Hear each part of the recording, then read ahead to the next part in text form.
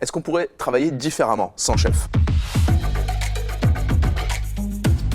Je m'appelle Mehdi Moussaïd, je suis chercheur en sciences cognitives à l'Institut Max Planck et je suis aussi youtubeur sur la chaîne YouTube Fulloscopy. Et récemment, j'ai sorti un livre qui s'appelle « A-t-on besoin d'un chef? Petit traité d'intelligence collective » dans lequel on va passer en revue différents mécanismes d'intelligence collective.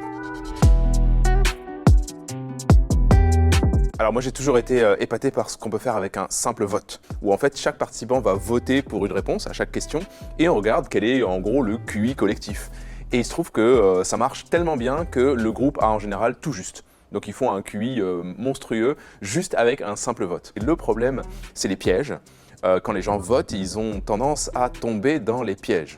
Vous demandez à un groupe de gens de trouver la capitale, disons, de la Côte d'Ivoire, et vous avez la majorité qui va s'engouffrer dans la réponse Abidjan, alors que ce n'est pas Abidjan, c'est Yamoussoukro. Et en politique, un piège, eh bien, c'est par exemple de la démagogie. S'il y a un candidat qui fait des promesses intenables juste pour satisfaire le public, eh bien, en général, il va s'attirer pas mal de votes, et ça, c'est pas une super nouvelle pour notre démocratie.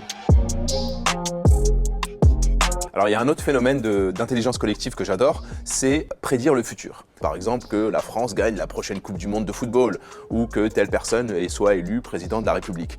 Eh bien, en fait, estimer une probabilité, ça revient à estimer un nombre, une grandeur. Et ça, on sait faire. Il y a les tout premières études sur le sujet qui ont été réalisées il y a plus de 100 ans par un certain Francis Galton, qui a demandé à un grand nombre d'individus s'ils étaient capables d'estimer le poids d'un bœuf qui était exposé pendant une foire agricole.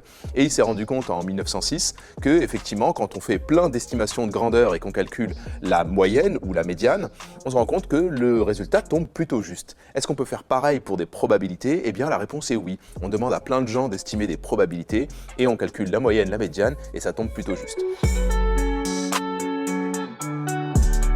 Si on réalise une grande expérience où on demande à un groupe de gens de s'organiser pour, disons, construire une petite tour ou écrire un texte par exemple, on va se rendre compte très vite que naturellement, le groupe va s'organiser autour d'un chef ou d'une sorte de leader. Toi tu fais ça, et toi tu fais ça, et toi tu fais ça. Est-ce qu'on pourrait travailler différemment sans chef? Mais la réponse est oui, et elle nous vient des fourmis justement qui utilisent une méthode un peu différente qu'on appelle la stigmergie. Chacun fait ce qu'il reste à faire en fonction de ses compétences. Et si tout le monde a la même idée en tête pour le résultat final, eh bien ça fonctionne pas mal. La stigmergie, on la retrouve dans un projet collectif très connu, c'est Wikipédia.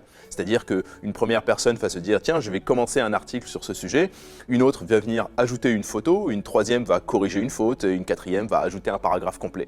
Et à nouveau, il n'y a pas de chef, contrairement aux encyclopédies traditionnelles où il y a quelqu'un, un rédacteur en chef, qui a décidé comment allait être structuré l'article. Eh bien, dans Wikipédia, tout se fait de manière complètement décentralisée par stigmergie, justement.